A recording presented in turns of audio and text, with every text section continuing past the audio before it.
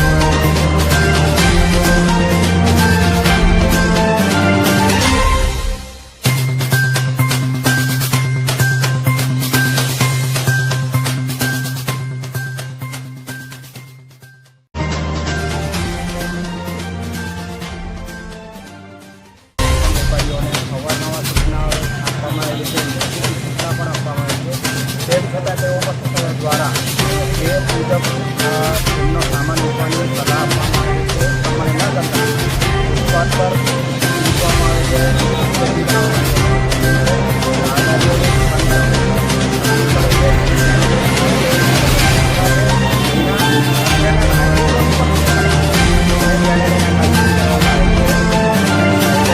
ઉપરાંત આ વિસ્તારની ગાડીઓ પણ જે રોડ પર છે પોલીસ ડિપાર્ટમેન્ટ અને ટ્રાફિક તેમજ બોર્ડની